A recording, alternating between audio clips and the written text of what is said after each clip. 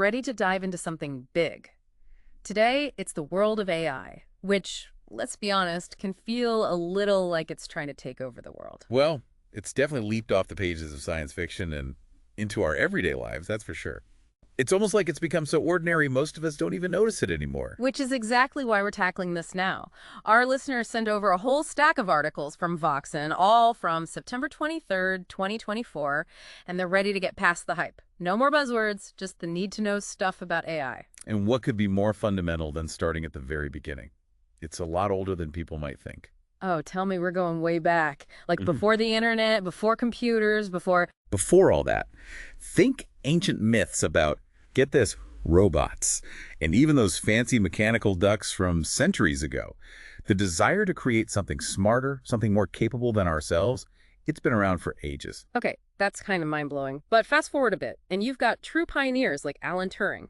This guy, not only did he help invent the computer, but back in the 1930s and 40s, he was already asking if machines could actually think. Talk about a visionary.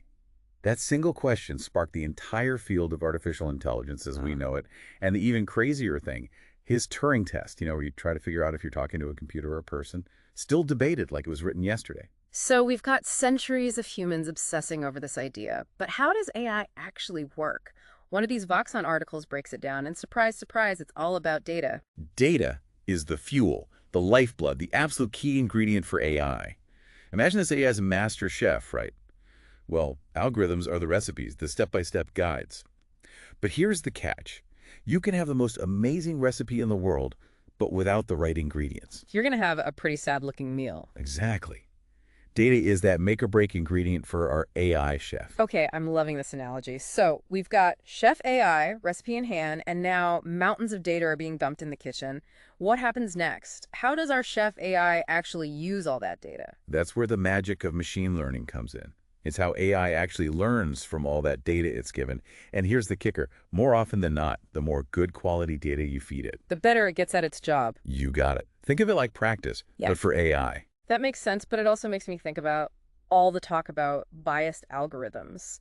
If the data going in is flawed, like, say, biased, the AI is not going to magically fix that, right? Exactly. Data quality is everything. It's like that saying, garbage in, garbage out. Makes sense.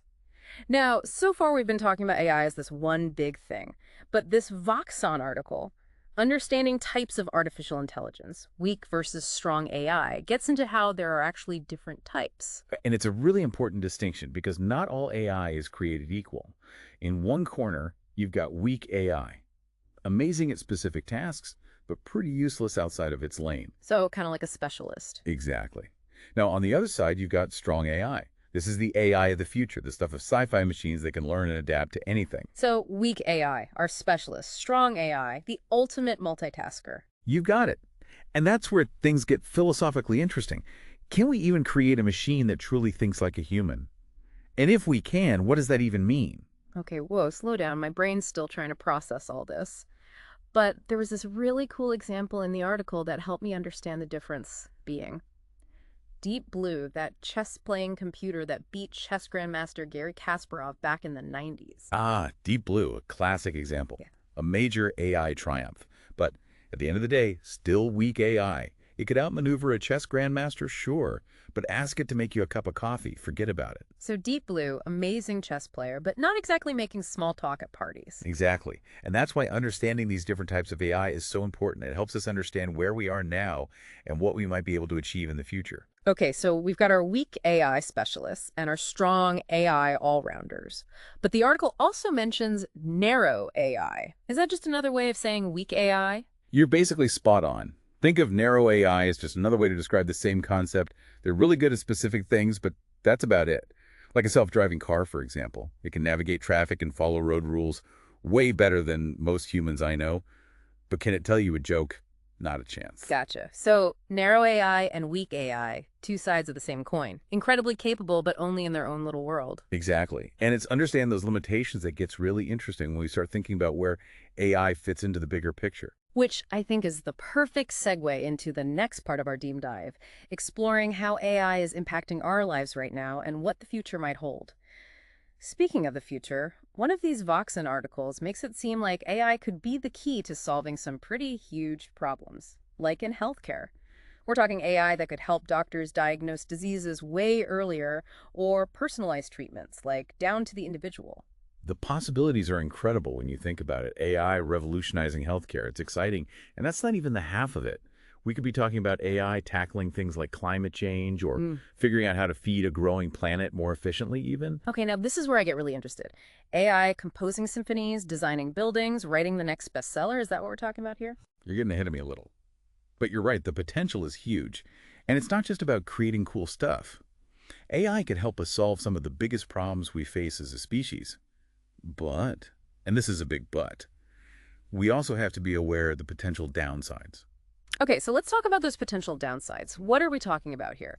Should I be digging a bunker in my backyard to prepare for the robot uprising? I don't think you need to go full-on doomsday prepper just yet. But you're right to be thinking about the potential consequences. One of the biggest concerns is how AI could impact jobs. As AI gets more and more advanced, there's a real chance it could start automating jobs that are currently done by humans. That's a good point. It makes sense. AI gets better at something, and suddenly you don't need a human to do it anymore. But couldn't you also argue that it could lead to new jobs being created, jobs we haven't even thought of yet? Now you're thinking. It's not necessarily about AI versus humans. It's about adapting and figuring out how we can work alongside this technology. Think back to the Industrial Revolution. Sure, it changed everything and some people lost jobs, but it also created a whole new world. So adapt or get left behind, right? Yeah. It's about learning new skills and figuring out how to thrive in this new world, not hiding from it. Exactly. And it's on all of us to make sure that happens, that we're prepared for the changes AI is going to bring. One of the things that really blew my mind in these Voxon articles was the idea of AI and creativity. Like, are we really talking about AI writing hit songs, painting masterpieces, that kind of thing? Because that just seems different. That's the million-dollar question, isn't it? We're already seeing AI create some pretty amazing stuff, music, paintings, you name it. But is it really creative, or is it just mimicking what it's been trained on? That's what has everyone talking. It's like if a robot writes a song that makes you feel something, does that make it art? Does the robot feel something too? I have so many questions. And those are the questions we're going to keep exploring. Because the answer goes way beyond AI. It gets to the heart of what it means to be human. Whoa, okay, we're getting deep here. I think we could do a whole other deep dive just on that topic. We've covered a lot of ground, from the history of AI to some pretty mind-blowing possibilities. But before we wrap things up, I think it's time to bring things a little closer to home. Absolutely. It's easy to get lost in these big ideas about AI, but the truth is, this technology is already all around us. We're interacting with it every day, whether we realize it or not. And that brings us to the deep dive challenge for this episode. We want you to think about how AI is already part of your life. What do you use every day that relies on AI? Your phone, social media. Even your car, maybe. Or those online shopping recommendations that seem to know exactly what you want before you do. AI is everywhere these days. It's like that movie, The Matrix, right? But instead of dodging bullets, we're trying to spot the algorithms. Exactly. And the more aware you become of those algorithms, the more you understand how they might be influencing your choices. Because they are influencing our choices, right? I mean, think about it. How often do you end up buying something because an algorithm suggested it to you? It's the power of data. And AI is really good at using that data to figure out what makes us tick.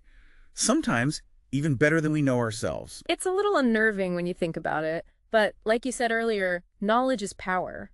The more we know about how AI works, the better equipped we are to navigate this new world. 100%. This isn't some inevitable future. We're just along for the ride. We get to help shape how AI develops and how it's used. It all comes down to the choices we make. Which is the perfect note to end on. It's been a wild ride exploring the world of AI. So much to think about. It really is. And this is just the beginning. AI is constantly evolving, so the most important thing we can do is stay curious, stay informed, and never stop asking questions. Couldn't have said it better myself. Thanks for joining us on this deep dive into AI. We'll see you next time for another deep dive into a topic that's shaping our world. Thanks for sticking around until the end of the video. If you want to stay updated on the latest in artificial intelligence, check out the links in the description. You'll find my blog and the podcast, available on Spotify and Amazon, where you can listen to all the AI news anytime. See you soon!